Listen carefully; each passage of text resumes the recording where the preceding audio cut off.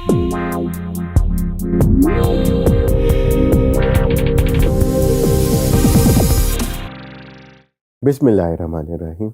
अस्सलाम वालेकुम।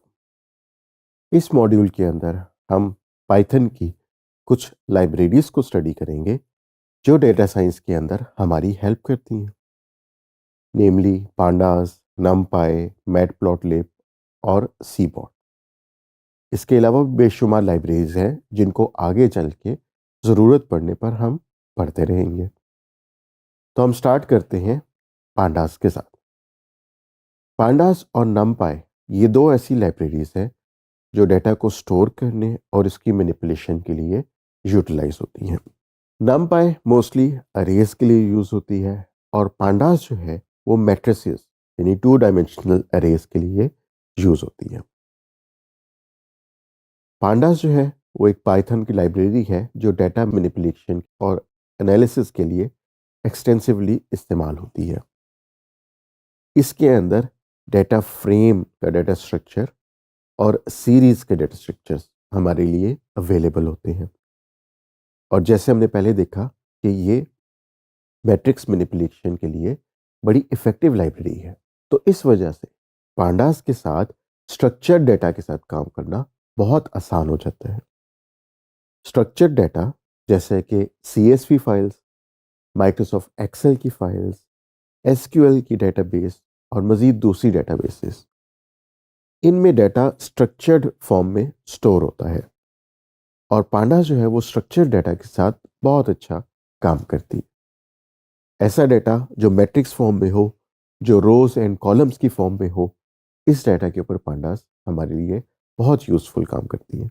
On the other hand जब हम नमपाई की तरफ देखते हैं तो ये ऐसी लाइब्रेरी है जो न्यूमेरिकल कंप्यूटेशंस के लिए बहुत इफ़ेक्टिव है।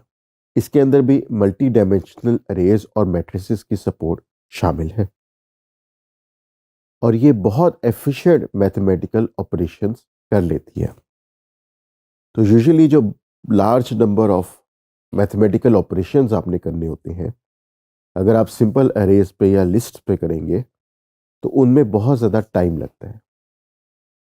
नमपाई एक ऐसी लाइब्रेरी है जो ज़रा प्रोग्रामिंग लैंग्वेज के लो लेवल पे जाके लिखी गई है। तो ये हमारे CPU और हमारे कंप्यूटर के स्ट्रक्चर को, उसके आर्किटेक्चर को बड़ा इफ़ेक्टिवली इस्तेमाल करती है और अरे मैनिपुलेशन और मैट्रिक्स मैनिपुलेशन को बहुत तेज़ी से परफॉर्म कर देती है। तो इसलिए बेहतर ये होता है कि जब भी हमने अरे या मैट्रिक्स मल्टीप्लिकेशन करवानी है तो हम खुद करने के बजाय ये काम हम नमपाई को दे दें। इसकी एग्जांपल जो है जैसे लीनियर अलजेब्रा के ऑपरेशंस हैं, स्टैटिस्टिकल ऑपरेशंस हैं, जो कि इंटेंसिव ऑपरेशंस होते हैं जिनमें काफ़ी टाइम लगता है, वो नमपाई बहुत तेज़ी से हमारे लिए परफॉर्म कर देती है। इन दो लाइब्रेरीज के बाद हम एक और लाइब्रेरी स्टडी करते हैं जिसका नाम है मैटप्लॉटलिब। ये लाइब्रेरी डेटा विजुअलाइजेशन के लिए इस्तेमाल होती है कि जब हमारे पास डेटा क्लाइंट की तरफ से आ जाता है तो उस डेटा को समझने के लिए सबसे आसान तरीका ये होता है कि उस डेटा को प्लॉट करके देख लिया जाए। प्लॉट जो है हम ग्राफ्स की फॉर्म में कर सकते हैं, लाइन ग्राफ्स की फॉर्म में कर सकते हैं, पाई चार्ट्स की सूरत में कर सकते हैं, स्कैटर ग्राफ्स की सूरत में कर सकते हैं, हिस्टोग्राम्स बना सकते हैं। तो ये तमाम विजुअलाइजेशन की टेक्निक्स जो हैं ये डेटा को विजुअलाइज करने, उसकी फिजिकल डायमेंशंस को देखने के लिए इस्तेमाल होती है। तो यहाँ पे मैटप्लॉटलिब हमारे लिए बड़ी यूज़फुल होती है कि उसमें हम ये मुख्तलिफ़ किस्म के ग्राफ्स बना के डेटा को मुख्तलिफ़ एंगल से देख सकते हैं और डेटा की एक फीलिंग ले सकते हैं। ज़ाहिर है ये डेटा हम किसी क्लाइंट से लेते हैं और उसकी बिजनेस प्रॉब्लम को अंडरस्टैंड करने के लिए उसकी डोमेन के रिलेटेड जो भी इंफॉर्मेशन वो हमें देता है, डेटा की विजुअलाइजेशन उस अंडरस्टैंडिंग में हमारी हेल्प करती है। तो डेटा विजुअलाइजेशंस अक्सर औकात हमें डेटा की समझ बूझ में अच्छी खासी हेल्प कर देती है। मैटप्लॉटलिब के अलावा एक और लाइब्रेरी है जिसको हम कहते हैं सीबॉर्न लाइब्रेरी। ये लाइब्रेरी मैटप्लॉटलिब के ऊपर बनाई गई है। उसी के फंक्शंस को यूज़ करके ये ज़्यादा कॉम्प्लेक्स किस्म की डेटा विजुअलाइजेशन हमें करवा देती है। तो ये बहुत हाई लेवल और बहुत ही विजुअली अपीलिंग किस्म के प्लॉट्स हमें बना के देती है। इसमें हम एडवांस किस्म के ग्राफ्स और प्लॉट्स बना सकते हैं जो कि शायद मैटप्लॉटलिब में हम ना बना सकें। सीबॉर्न इटसेल्फ जो है वो स्टैटिस्टिकल डाटा की विजुअलाइजेशन के लिए बड़ी इंपॉर्टेंट और बहुत यूज़फुल है। स्टैटिस्टिकल डाटा जो है वो कॉम्प्लेक्स डाटा होता है, उसके अंदर हमारे पास डिस्ट्रीब्यूशंस होती हैं जिनको विजुअलाइज करने के लिए सीबॉर्न एक बहुत अच्छा टूल है। तो अगर हम कंपेयर करें मैटप्लॉटलिब को सीबॉर्न के साथ, तो मैटप्लॉटलिब जो है वो ज़रा लो लेवल इंटरफेस है और इसके अंदर हमें ज़रा ज़्यादा कोड लिखना पड़ता है डाटा को विजुअलाइज करने के लिए। On the other hand seaborn के अंदर हमें एक हाई लेवल इंटरफेस मिलता है और बहुत सिंपलर सिंटेक्स मिलता है। मैटप्लॉटलिब जो है वो फंक्शनल डिफ़ॉल्ट स्टाइल्स के अंदर चलती है। इसके अंदर हमें पॉलिश्ड लुक्स लेने के लिए मैनुअल कस्टमाइजेशन करनी पड़ती है। On the other hand Seaborn जो है वो एस्थेटिकली प्लीजिंग है।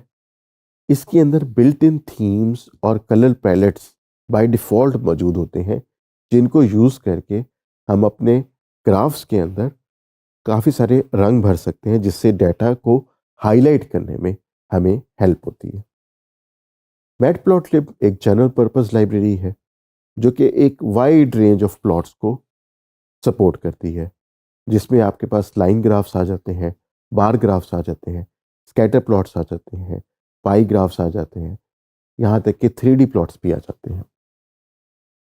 सीबॉर्न जो है ये स्पेशलाइज करती है स्टैटिस्टिकल विजुअलाइजेशन में, जहाँ पे हमारे पास लार्ज अमाउंट ऑफ डाटा हो और हम उसको विजुअलाइज करें। इसकी मिसाल है हमारे पास heat maps, violin plots, pair plots और रिग्रेशन प्लॉट्स। ये ऐसे प्लॉट्स हैं जो हमें स्टैटिस्टिकल डाटा को विजुअलाइज करने में हेल्प करते हैं। मैटप्लॉटलिब जो है वो डाटा फ्रेम्स और नमपाई अरेज के साथ काम करती है, लेकिन इसमें हमें ज़रा ज़्यादा डाटा मैनिपुलेशन करनी पड़ती है कॉम्प्लेक्स प्लॉट्स बनाने के लिए। सीबॉर्न जो है वो सीमलेसली इंटीग्रेट कर जाती है पांडास डाटा फ्रेम्स के साथ और पूरे पूरे डाटा सेट्स को बड़ी इजीली हैंडल कर लेती है। तो इस सारी कंपैरिजन का लुबे-लुबाब ये हुआ कि मैटप्लॉटलिब जो है वो सिंपल डाटा के ऊपर क्विक मैनिपुलेशन के लिए एक अच्छी लाइब्रेरी है, और अगर हमारे पास स्टैटिस्टिकल डाटा आ जाए तो फिर हम सीबॉर्न को प्रेफर करते हैं।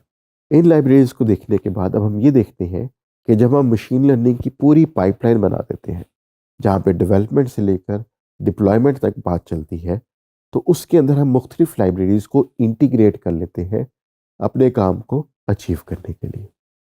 फॉर एग्जांपल हम पांडास और नमपाई को इकट्ठा यूटिलाइज कर सकते हैं for data analysis and numerical power.